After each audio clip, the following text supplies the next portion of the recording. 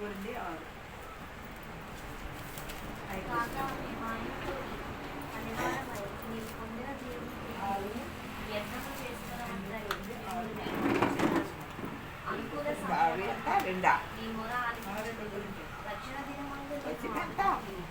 అని ఆయన చెప్పుచున్నాడు కదా.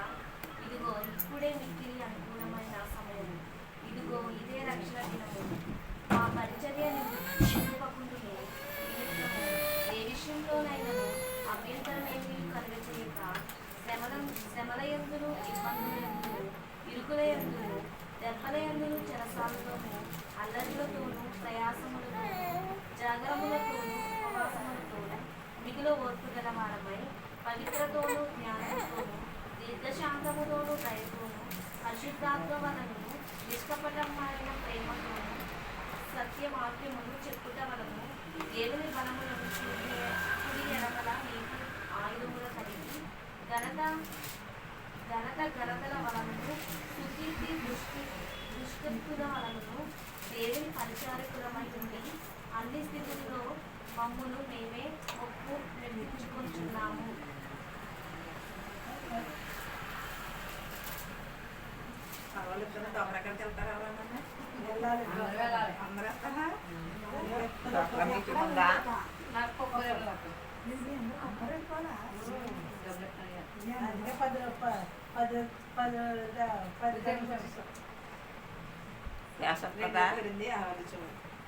కాగా మేము ఆయాసం తోడి పనివారమై మేము ఆయన తోడి పనివారమై మీరు పొందిన కృపను వ్యర్థము చేసుకొనవద్దు. ఏమని చెప్పుచున్నారని, మనము దేవుని పనివారమై ఉన్నాము. దేవుని పనివారం అంటే మనం ఇక్కడికి వచ్చి ఇలాగా కూడుకుని ఉన్నామంటే ఇది ఒక పరిచర్య కదా. మనం ఒక బైబిల్లో చిన్న వాక్యం పంపినాను కూడా అది దేవుని పని. మనం దేవుని పని చేయుచున్నాము. మనం ఇప్పుడు ఒకరు ఇంటికి వెళ్ళి ప్రార్థన చేసి వస్తున్నాము, అది కూడా దేవుని పనే కదండి. అది కూడా దేవుడు నిర్ణయించిందే కదా.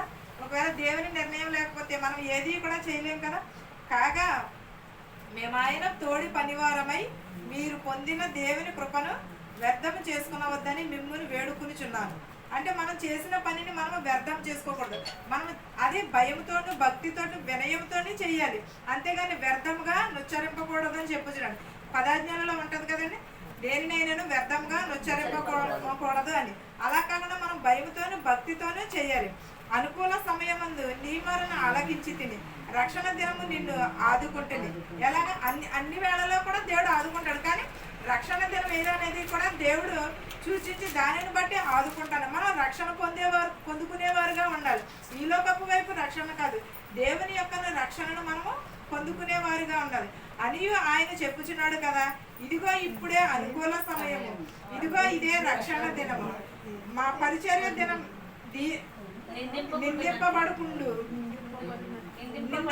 బడుకుండు నిమిత్తము ఏ విషయంలోనైనాను అభ్యంతరం ఏమీ కలుగజేయక. ఏంటది, మనం పరిచర్య చేయించినప్పుడు చాలా మంది ఇక్కడ నిందలు మోపుతూ ఉంటారు. చాలా మంది ఎవరొకరు ఏదో ఒకటి ఉంటారు. ఎందుకంటే పరిచర్య చేసినప్పుడు అలాంటి శ్రమలు రావటము ఇవన్నీ కూడా సహజమే, ఇవన్నీ కూడా వస్తూ ఉంటాయి. కానీ అది ఎదుర్కోవాలి. నేను స్టార్టింగ్ నేనైతే కావాలని ఎన్నుకోలేదు దేవుని వాక్యాన్ని. దేవుడు కూడా నేనైతే కూడా ఎన్నుకోలేదు. కానీ నాకు స్టార్టింగ్లో నేను స్టేటస్లో పెట్టుకుంటే నాకు ఒక మాయ ఫోన్ చేశారు, ఉద్యోగం బాగా చేస్తున్నావు, బాగానే చెందుతున్నావు, కానీ నువ్వు సువార్తలో దిగావు కాబట్టి నీకు బోర్డు శ్రమలు వస్తాయి, అవన్నీ తట్టుకుని పొలమైతేనే ఎదరికెళ్ళు. బోర్డు మంది మాట్లాడతారు, లేకపోతే ఇక్కడితోటే వదిలేయి. నిన్ను చాలా మంది చాలా మాట్లాడతారు, బోర్డు మాట్లాడతాయి. నువ్వు అలాగైతేనే ఎదరికెళ్ళు, లేకపోతే సగం లెక్క వెళ్ళకుండా మానేస్తే నువ్వు నవ్వులు పాలైపోతావు. నేను ఒకటే మాట్లాడాను, నేను ఇదైతే కావాలని నేను ఎంచుకోలేదు, దేవుడే నన్ను ఎంచుకున్నాడు. దేవుడు ఎంతవరకు నడిపించాలనుకుంటే అంతవరకు నడిపిస్తాను. నేను అంతవరకు కూడా వెళ్తాను. ఎందుకంటే నా ఏకైకని ఎన్నుకున్నాను అనుకో, అలాంటి సూటిపోటు మాటకి నేను లొంగిపోయి అక్కడే నిలబడిపోతాను. కానీ ఇది దేవుడు ఎన్నుకున్నాను కాబట్టి దేవుడే చూసుకుంటానని దేవుడి మీద భారం వేసి నేను ఎదరికి వెళ్తానని చెప్పాను. నిజంగా నాకు అలాంటి ఆటుపోట్లు ఈ రోజుకి వచ్చినా వస్తాయి, కానీ నేను ఒకటే దేవుడి మీద మాత్రం భారం వేసి నేను ఎదరికి వెళ్తాను. అవన్నీ కూడా దేవుడే చూసుకుంటాడు. నేను ఈ దేవుని వాక్యం ఎప్పుడైతే బైబిల్ పట్టుకున్నానో అప్పుడే నిర్ణయించుకున్నాను. నేను ఏదైనా సరే నేను కావాలని కాదు, కాబట్టి దేవుని ప్రేరేపణ కాబట్టి ఆయనే నన్ను నడిపిస్తాడని నేను అలాగే ఈ రోజు వరకు కూడా అలాగే ఎదరికి వెళ్తున్నాను. నేను ఎలా కొలలు ఆడతాను, అన్నీ ఆడతాను, కానీ మార్చుకోవడానికి కూడా చిన్నప్పటి నుంచి అలవాటు అయిపోయింది కాబట్టి మార్చుకోవడానికి కొంచెం టైం పడుతుంది. అలాగే ఇన్ని మానుకున్నదని ఇది కూడా మానుకోలేనో మానుకుంటాను. అలాగే దేవుడు ఒక్కొక్కరిని ఒక్కొక్క రకంగా మారుస్తాడు, ఒక్కొక్కరిని ఒక్కొక్క రకంగా వాడుకుంటూ ఉంటాడు. దానిని బట్టి మనమే ఎదరికి వెళ్ళాలి. దేవుడు రక్షణను మనకు కలుగజేస్తానని చెప్పుచున్నాడు. మనము ఇది ఇంకా దేవుడు వచ్చే రకం సమీపంలో ఉన్నది. మనం నిజముగా అందరము కూడా మారు మనసును కలిగి ఉండాలి. అందరము కూడా దేవుని రక్షణని ఎరిగి ఉండాలి. మనము సత్యమైనది ఏదో అసత్యమైనది ఏదో మనము తెలుసుకుని మనము ఎదరికి వెళ్ళాలి. దినములు చాలా చెడ్డవి కనుక దానిని మనం ఏం చేసుకోవాలి? సద్వినియోగం చేసుకుని దానిని ఎదరికి వెళ్ళాలి. రక్షణ దినం సమయం లేదు. ఏ రీతిలో దేవుడు వస్తాడో ఎవరికి కూడా తెలియదు. ఏ క్షణం వచ్చినో ఎలాగ వచ్చినో కూడా ఎవరికి కూడా తెలియదు. ఈలోపు మనం ఏం చేయాలి? బుద్ధి కలిగిన కన్యకుల వల్లే మనము సిద్ధపాటును కలిగి ఉండాలి. మన డ్యూటీలు పట్టుకుని దేవుని కొరకు ఎదురు చూడడం. చెప్పారు కదా మన పాస్టర్ గారు నిన్న వచ్చారు, దేవుడు వచ్చాడు, బుద్ధి కలిగిన కన్యకులను తీసుకుపోయాడు. కానీ తలుపు వేయటం ఏంటనేది చెప్పారు. అలాగే మనం తలుపు వేయకముందే మనం సిద్ధపాటును కలిగి ఉండాలి. ఇదే రక్షణ దినం, ఇదే అనుకూల సమయం. ఎప్పుడు ఎలాగ వచ్చినా కూడా తెలియదు. ఈ పరిచర్య నిందింపబడకుండానట్టు నిమిత్తము ఏ విషయంలోనైనాను అభ్యంతరం ఏమీ కలుగజేయక శ్రమల యందును, ఇబ్బందుల యందును, ఇరుకుల యందును, దెబ్బల యందును, శరసాల అల్లరులలోను, ప్రయాసములోను, జాగారములోను, ఉపవాసంలోను మిగుల ఓర్పు గలవారై ఉండిడని చెప్పుచున్నాడు. మనం ఉపవాసం చేసినప్పుడు ఏం చేస్తారు? సాతాను చాలా శోధిస్తూ ఉంటుంది. సాతాను ఎప్పుడు కూడా మనం ఎలా లొంగు తీద్దామా, లేకపోతే ఎలాగ త్రొట్టిల్లిపోతారా వెళ్ళం అని అలా ఎదురు చూస్తూ ఉంటుంది. మనం ఏం చేస్తామంటే ఎక్కువ సాతానికి ఇంపార్టెంట్ ఇస్తాం, కానీ దేవునికి ఎందుకంటే మనకి ఓపిక చాలా తక్కువ. మనం శ్రమలు వచ్చినప్పుడు త్రొట్టిల్లిపోతాము. మనం అలాంటినప్పుడే శ్రమ యందు, ఓర్పు యందు పట్టుదల కలిగి దేవునికి మనము మొరపెట్టుకోవాలి. దానియేలు చెరసాలలో ఉన్నప్పుడు ప్రార్థన చేస్తే, అంత సింహాలు బోనులో ఉన్నప్పుడు ప్రార్థన చేయగా అవన్నీ కూడా దానియేలుతో పాటు ప్రార్థించినాయి. కానీ అలాంటి సింహములే అలాగ మోకరించి ప్రార్థన చేసినప్పుడు మన శ్రమలంతా వాటన్నిటి ముందు మన శ్రమ అంతా కూడా వేస్ట్, వ్యర్థము. అలాంటి నిరీక్షణ కలిగి ఉండాలి. మనము దేవుని ఎడల మనం అంతే నమ్మకముగా కలిగి ఉండాలి. మన పవిత్రతను మనము జ్ఞానముతోను, దీర్ఘశాంతముతోను, దయతోను, పరిశుద్ధాత్మ వలన నిష్కపటమైన ప్రేమతోను, సత్యవాక్యము చెప్పుట వలనను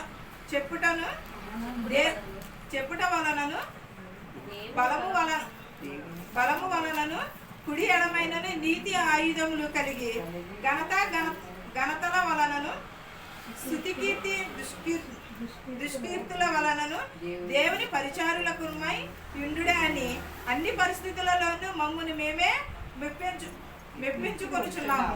మేము మోసగాండ్రమై నట్టుండి సత్యవంతులము తెలియబడని వారమై ఉండినట్లును బాగుగా తెలియబడిన వారము, చనిపోయిన వారమై ఉండి ఇదిగో బ్రతుకుచున్న వారము, శిక్షింపబడిన వారమై ఉండినట్లు, చంపబడిన వారము, దుఃఖపడిన వారమై ఉండినట్లు, ఎల్లప్పుడూ సంతోషించు వారము, దరిద్రులమై ఉండినట్లు, అనేకుల ఐశ్వర్యము కలిగించు వారము, ఏమీ లేని వారమై ఉండినట్లు, సమస్తమును కలిగిన వారము. ఎలా ఉన్నామంటే పవిత్రతతోనూ, జ్ఞానముతోనూ, దీర్ఘశాంతముతోనూ, దయతోనూ, పరిశుద్ధాత్మ వలన నిష్కపటమైన ప్రేమను కలిగి ఉండాలి. మనం ఎవరి ఎడల నిష్కపటమైన ప్రేమ కలిగి ఉండాలి? మనుషుల ఎడలనా? కాదు కదా, దేవుని ఎడల. మనము జ్ఞానమును, దీర్ఘశాంతమును కలిగి ఉండాలి. దయను కలిగి ఉంటే మనకి పరిశుద్ధాత్మ దేవుడే మనకి ధారాళంగా దయచేస్తాడు. పరిశుద్ధాత్మ ఆయన వలనే కానీ ఎవరి వలన కాదు. దేవుడు యోహాను చేత బాప్తిసము పొంది ఉన్నాడు. మరి దేవుడు గొప్పవాడా, యోహాను గొప్పవాడా? దేవుడే గొప్పవాడు. అయినా కూడా ఆయన తగ్గించుకుని యోహాను చేత బాప్తిసము పొందడం వలన కదా పౌరము వలె పరిశుద్ధాత్మమే ఆయన మీదకు వచ్చి పరిశుద్ధాత్మ వచ్చి మనము కూడా అంతే తగ్గింపు స్వభావమును, మనం కూడా అంతే పరిశుద్ధాత్మను కలిగి ఉండాలి. మనము ఎందువల్లనంటే ఆయనలో ఏ పాపం లేదు. కానీ మనం చూపు ద్వారా మాట మన పాపం చేయని వాడు ఎవరును కూడా లేరు. ప్రతి ఒక్కరును కూడా పాపము చేసి దేవునిచ్చే మహిమను పొందలేకపోతున్నాము. మనం ఆయన ఇచ్చే విశ్వాసమును మనము కోల్పోతున్నాము. ఆయన ఎడల మనము నిరీక్షణ కలిగి ఉండాలి. ఎప్పుడు కూడా మనకి ఇంకా సమయం లేదు. దేవుడు ఎప్పుడు ఎలా వచ్చినా, ఏ రీతిగా వచ్చినా కూడా తెలియదు. ఇదే రక్షణ దినము. మనము మారు మనసు పొందే రక్షణ దినం ఇదే. సత్యవాక్యమునందు మనం చెప్పుట వలన దేవుడు మనకు కుడి ఎడమలను ఆయుధములుగా చేసుకుని తన ఘనతను మనకి ఇచ్చుచున్నాడు. మనం అలాంటినప్పుడు ఆయన ఘనత అంతగా మనకి ఇచ్చినప్పుడు మనం ఇంకెంత నిరీక్షణ కలిగి ఉండాలి. ఇంకెంత దేవుని ఎడల మనం భయమును కలిగి ఉండాలి, ఇంకెంత వినయమును. ఎందుకంటే దేవుడు త్వరగా రాబోతున్నాడు. అందరినీ ఒకేసారి నాశనం చేస్తానని చెప్పలేదు. 10 తెగుళ్ళు వచ్చినాయి. ఆ తెగుళ్ళ వాళ్ళని మారు మనసు పొందుతారని కదా దేవుడు తెగులు పెట్టాడు. ఒక్కొక్క తెగులు పెట్టాడు. అదేంది వాళ్ళని ఈలోపు ఏమన్నా మారు మనసు పొందుతారు, ఈలోపు దేవుడిని ఎరుగుతారని వాళ్ళకి తెలియక ఏం కదా. కాదంటే దేవుడు చేసే సూచక క్రియలు వారికి కూడా తెలియాలి కాబట్టి ఒక్కో తెగులు ఎలాగైతే పెట్టాడో అలాగే మనల్ని కూడా అలాగే నాశనం పరుగుల ద్వారాగానే దేవుడు నాశనం చేస్తానంటున్నాడు. కానీ ఇవన్నీ ఉంటాయి ఏంటి, దేవుడు వచ్చారు అక్కడికి ఇవేమి కూడా ఉండవు. ఇదంతా కూడా శూన్యంగానే ఉంటుంది. దేవుడు వచ్చారు అక్కడికి మొత్తం అందరినీ కూడా ఒకేసారి నాశనం చేస్తానని చెప్పలేదు. పరుగుల ద్వారాగానే ఎలాగనో దేవుడు అలాగే కొంచెంగా నాశనం చేస్తానని చెప్పుతున్నాడు. మన దేశం అంటే ఇలాగ ఉన్నది. 10 దేశాలు ఎలాగ వరదలు వచ్చి కొట్టుకుపోయి వాళ్ళు ఈ రోజుకి వచ్చినా సరే తేరుకుని ఉంటారా? కాదు కదా. ఈ కరువులు ఇవన్నీ కూడా ఇలాగే మన కోసమే వచ్చుచున్నాయి. ఎందుకంటే ఈలోపు మనము మారు మనసును పొందుతాము, మనము దేవుని ఎడల నమ్మకమును విశ్వాసమును కలిగి ఉంటామని మనం నిరీక్షణను కలిగి ఉంటాం. ఎన్నో వాక్యాలు వింటున్నాము, ఎన్నో కొన్ని చేస్తూ ఉంటున్నాం, ఎన్నో కొన్ని చూస్తూ ఉన్నాం. కానీ మన హృదయంలో మాత్రమును దేవుని వైపు త్రిప్పుకోలేకపోతున్నాము. మనం ఎప్పుడు కూడా నీతిని ఆయుధముగా చేసుకుని మనం ఘనతను మనం కలిగి ఉండాలి. ఆయన దృష్టిలను దేవుని పరిచారకులమై ఉండి అన్ని పరిస్థితులలోనూ మేము మెప్పు పొందుకుని. నిజమే కదా, ఈ లోకంలో మెప్పు కోసమే ప్రాకులాడుచున్నాము. నిజమే, ఏదైనా ఒకవేళ మనం చేయకపోయినా అవతల వారు కూడా ఒకవేళ ఏదో ఒకలాగా మెప్పు పొందుతున్న అలా అనుకోండి. మనం ఏ మనసుతో చేస్తున్నాం అనేది దేవుడికి తెలుసు. ఎలా చేస్తున్నాం అనేది దేవుడికి తెలియదంటే ఏదైనా ఉన్నదా? లేదు కదా. మనం అంత మాటలు వింటాం, అంత మాటలు చెప్పుకుంటాం. మనం ఎప్పుడు కూడా దేవునికి తెలియనిది ఏది కూడా లేదు. కానీ ఎలా చేస్తున్నాము అనేది దేవుడికి తెలుసు. కానీ మనుషులు ఏంటంటే మనం ఏ రీతిగా చేసినా కూడా ఇదొక ఇలాగ చేస్తుంది అలా చేస్తుంది అని అనుకుంటారు. కానీ అవి దేవుడికి తెలుసు. దేవునికి చాటు మరుగైనది ఏది లేదు, దేవునికి ఏది పక్కన పెట్టేది ఏది కూడా లేదు. సమస్తము దేవునికి తెలుసు. మనం ఏం చేసినా కూడా ఎలా చేద్దాం. మనం మనుషులం ఏంటంటే పై రూపంలో చూడొచ్చు. దేవుడైతే హృదయ రహస్యాలను చూస్తున్నాడు. దానిని బట్టే మనకు తీర్పు ఉంటుంది. మనం మోసగాళ్ళమా, లేకపోతే మనం సత్యవంతులమా, లేకపోతే మనం పరిశుద్ధాత్మ కలిగి ఉన్నవారమా, ఎలా ఉంటున్నాం అనేది దేవునికి తెలుసు. మనం ఈ లోకంలో ఎలా బ్రతుకుచున్నాము, లేకపోతే ఈ లోకంలో మనం ఎలా ఉంటున్నాం అనేది ప్రతిదీ కూడా దేవునికి తెలుసు. దానిని బట్టే ఒక రోజున తీర్పు ఉన్నది. ఆ తీర్పులో ప్రతి ఒక్కటి కూడా లెక్క అప్పచెప్పుకోవాలి. మనం ఎదురుకుండా మాట్లాడిన మాటలైనా సరే, నేనైనా సరే, ఎవరమైనా సరే ప్రతి ఒక్కరికి తీర్పు ఉన్నది. ఆ తీర్పు రోజున ప్రతి ఒక్కరము కూడా లెక్క అప్పగించుకోవాలి. అప్పటి వరకు మనము ఎదురు చూడాలి. ఈలోపే మనం ఏం చేయాలి? మారు మనసును కలిగి ఉండాలి. అందరము చనిపోతాం, అందరము తిరిగి లేస్తాం. ఎప్పుడు దేవుడు వచ్చినప్పుడు అందరము తిరిగి లేస్తాం.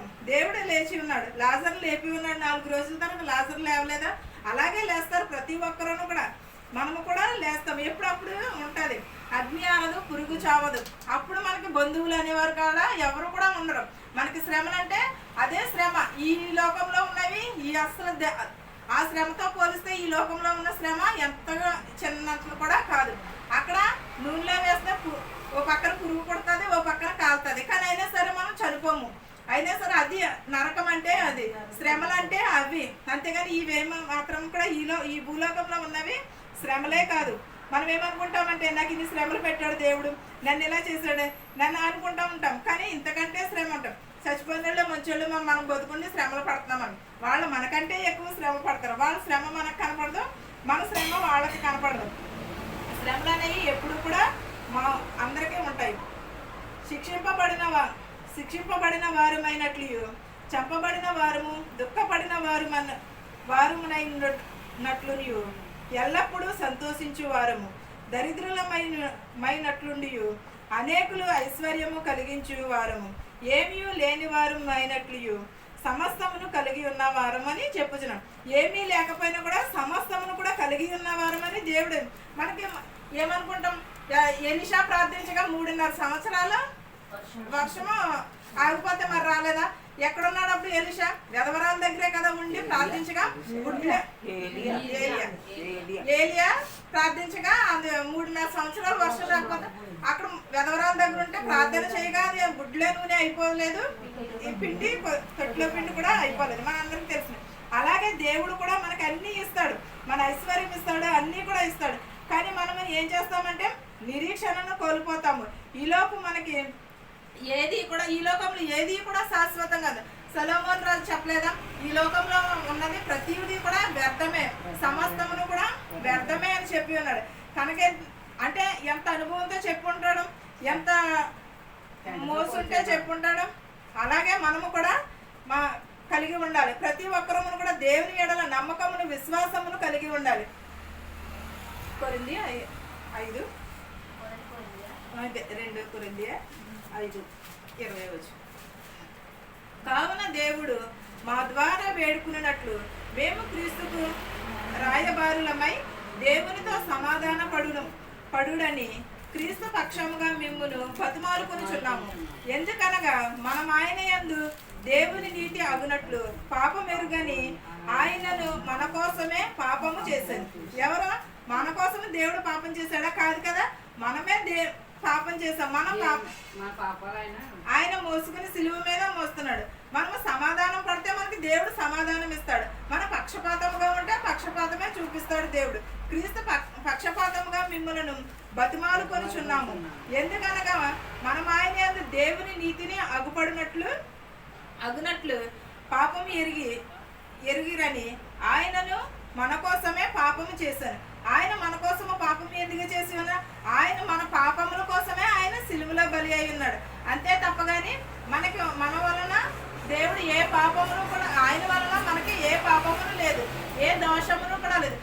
సిలువలో వేసినప్పుడు కూడా ఏమని చెప్పి, నా కోసం ఏడవకండి, మీ పిల్లల కోసము మీ కోసము ఏడవండి అని చెప్పుచున్నాడు. మనకి ఏమి ఇచ్చిన్నాడు దేవుడు? భూమి ఆకాశంలో ఇచ్చి ఉన్నాడు. మనకి పచ్చిక పైరులను కూడా ఇచ్చి ఉన్నాడు. ఇవన్నీ కూడా దేవుని కోసం చేసుకున్నాడా? మన కోసం చేసుకున్నాడు. మన కోసమే కదా, ఏది చేసినా కూడా దేవుడు మన కోసమే. కీర్తనలు 23 చదువున్నాడు. యెహోవా నా కాపరి, నాకు లేమి కలుగదు. పచ్చిక గల చోట్ల ఆయన నన్ను కరుణ చేయుచున్నాడు. శాంతికరమైన జలముల యొద్ద నన్ను నడిపించుచున్నాడు. అంటే ఆయన మన కాపరి. ఎందువల్ల మన శ్రమలలో ఉన్నప్పుడు ఎందులో ఉన్నాను కూడా ఆయన మనలను కాస్తానని చెప్పుచున్నాడు. పచ్చిక గల చోట్ల ఆయన మనలను కరుణ చేయుచున్నాడు. శాంతికరమైన జలముల యొద్ద మనం నడుచుకుంటూ వెళ్తాము.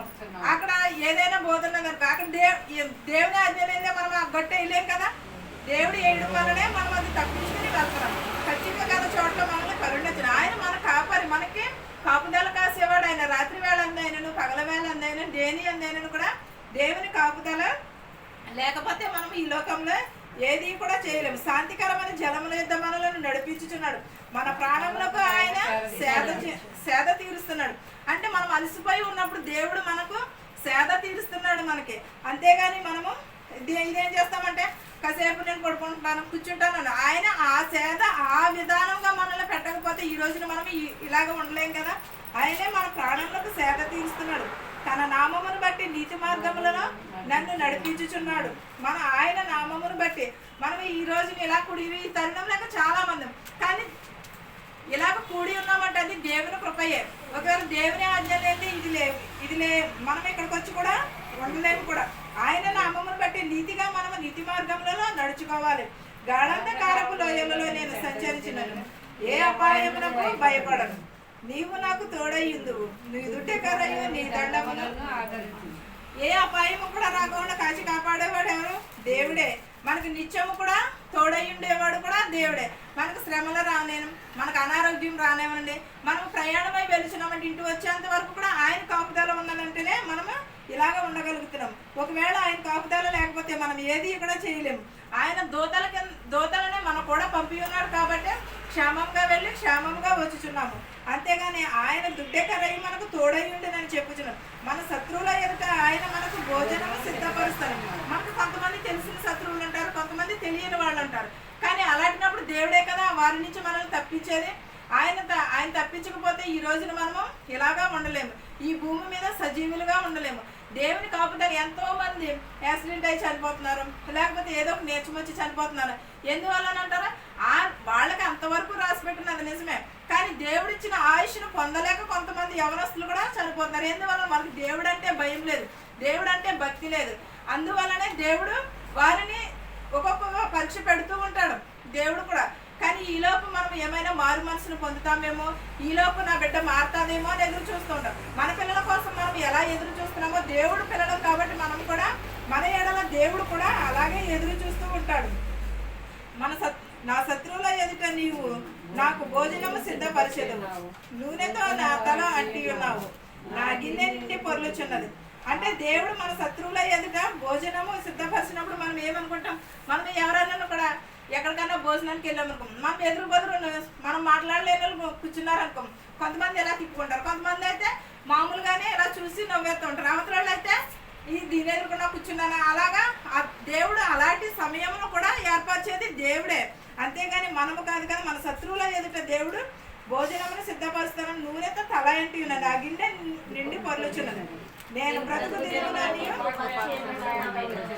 చిరకాలము యెహోవా మందిరంలో నివాసము చేసేదని. అంటే దేవుడు మనల్ని బ్రతికించిన కాలం అంతా కూడా దేవునికే అర్పించుకోవాలి. మన జీవితాన్ని, మన సమయాన్ని కూడా దేవునికే అర్పించుకోవాలి. మనం ఇక్కడికి వస్తున్నాము, మందిరానికి వెళ్తున్నాము, వెళ్ళినప్పుడు ఏం చేయాలి, ప్రతి ఒక్కరు కూడా ఒక పెన్ను పుస్తకము పట్టుకెళ్ళాలి. వాడు చెప్పే వాక్యాన్ని రాసుకోవాలి. మంచి వాక్యాలు ఉంటాయి, మంచి అనేది దేవుడు వాక్యము మన హృదయాన్ని హత్తుకునే వాక్యాలు ఉంటాయి. అవి ఏం చేస్తాము, అయ్యో పెన్ను తెచ్చుకోలేదు రాసుకోలేదే అని అనుకుంటాం. అది తెచ్చుకుని మనం రాసుకుని ఏం చేయాలి, ఇంటికి వచ్చిన తర్వాత చదువుకుని దాన్ని మళ్ళీ జీర్ణించుకోవాలి.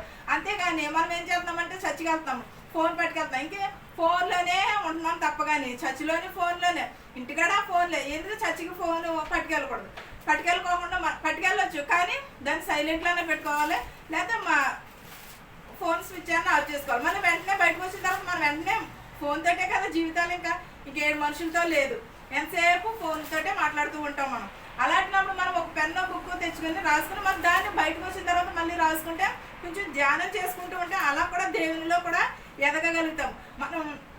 మనకి ఏది కూడా గుర్తుండదు, మనకు బయట విషయాలు గుర్తున్నంత ఇదిగా వాక్యం గుర్తుండదు, వాక్యాలు గుర్తుండవు. కాబట్టి మనం రాసుకోవాలి. ప్రతి ఒక్కరు కూడా ఎంతో పెద్ద పెద్ద పాస్టర్లు అయినా సరే, ఎవరైనా సరే పెన్ను తీసుకొని రాసుకుంటారు. ప్రతి ఒక్కరు మనం చూస్తలేదా టీవీలోనే ఇట్లోనే ఏం చేస్తున్నారు, ఎవరు ఒక బుక్ తీసుకుంటున్నారు, రాసుకుంటున్నారు, బైబిల్లో చూసుకుని తీసుకుంటారు. ఎంత ప్రసంగికులైనా ఎవరైనా సరే రాసుకోకుండా ఎవరు కూడా చెప్పలేరు. ఎందుకంటే మనకి మన బుర్రలో అనేకమైన ఆలోచనలు, అనేకమైన బాధలు, అనేకమైన ఇబ్బందులు ఉంటూ ఉంటాయి. అలాంటినప్పుడు ఇవన్నీ ఎలా గుర్తుంటాయి, మనం అంత మాటలు చదువుకునే వాళ్ళకి గుర్తుంటాయి. 40 సంవత్సరాలు 50 సంవత్సరాల సర్వీస్ ఉన్న వాళ్ళకి గుర్తుంటుంది. కానీ వాళ్ళు అంత మాటలు బైబిల్లో ధ్యానించిన వారికి మాత్రమే గుర్తుంటాయి. మనం అంత జ్ఞానం కలిగిన వారు కాదు. కాబట్టి ఏం చేసుకోవాలి, పెన్ను పేపర్ మీద రాసుకుని మళ్ళీ ఇంటికి వచ్చేది ధ్యానించుకుంటూ ఉండాలి. దేవుని మందిరం మనం బ్రతికిన దినములన్నీ కూడా కృపాక్షేమంలో మన వెంట వస్తాయి. అలాంటినప్పుడు దేవునికి మనం ఇంకెంత కృతజ్ఞతలు కలిగి ఉండాలి, ఇంకెంత దేవుని ఎడల భయమును భక్తిని కలిగి ఉండాలి. మన విశ్వాసమే మనల్ని రక్షిస్తుంది, మన నీతే మనల్ని రక్షిస్తుంది. దేవుడు రాకడ సమీపంలో ఉన్నది. ప్రతి ఒక్కరు కూడా మారు మనసును కలిగి ఉండాలి. ప్రతి ఒక్కరు కూడా దేవుడు అంటే ఎరిగి ఉండాలి. మనం రావడము వెళ్ళటము ఇది కాదు, మనం వచ్చిన తర్వాత ఏం నేర్చుకున్నాము, ఏది మనకు ఉపయోగపడింది, లేదా ఏదని ఈ వాక్యం ఇలా చెప్పారు, ఇది ఇంకోలా చెప్తే బాగుండని అంటూ ఉంటాను. నేను పెడుతున్నానంటే నాకు ఎవరో ఏదో మెసేజ్, ఇలా కాకుండా ఇంకెలా చెప్పుంటే బాగుండును, అలా కాకుండా ఇలా చెప్తే బాగుండును అని నాకు ఏదో ఒక మెసేజ్ పెడుతూ ఉంటాను. పెడుతున్నానంటేనే ఎవరో ఏదో ఒకటి బాగా చెప్పవు. ఇది ఎందువలన మనం చదువుకోవడం చెప్పడం వలన ఇంకా కూడా అభివృద్ధి కలుగుతుంది, ఇంకా కూడా మనకి రక్షణ వస్తుంది, ఇంకా నేర్చుకోవాలనే ఆలోచన వస్తూ ఉంటుంది. మనం చదువుతూ ఉండటం వల్ల మన సమయాన్ని మన జీవితాన్ని కూడా దేవునికే అప్పగించుకోవాలి. మనం ఎలా ఉన్నామంటే, ఇంత కృప కలిగి ఉన్నామంటే అది దేవుని ఎడలే తప్ప కానీ మనుషుల ఎడల ఏది కూడా కాదు. మనం ఏం చేసినాను, ఏది ఇచ్చినాను, మనకు ఆయుష్ ఇచ్చినా, మనకి ఏమి ఇచ్చినాను కూడా దేవుని కృపయే. దేవుని కృప లేకపోతే మనము ఇలాగా ఉండలేము. మన పిల్లల్ని ఆశీర్వదించిన, మన దొడ్లను ఆశీర్వదించిన, మన కోళ్ళని దేనిని ఆశీర్వదించినా కూడా అది దేవుని కృపయే. దేవుని ఇచ్చిన దానిని బట్టే మనం ఎదరికి వెళ్తున్నాం. అంతేగాని ఇది నా వల్లనే, ఇది నేనే అని కాదు. ప్రతి ఒక్కరమును కూడా ఏదైనా సరే దేవుని కృప లేకపోతే ఎవరమును కూడా ఎదరికి వెళ్ళలేము. ఈ వాక్యమును మీకును మాకును మనందరికీ తోడయ్యిందని గాక. ప్రార్థన చేసేది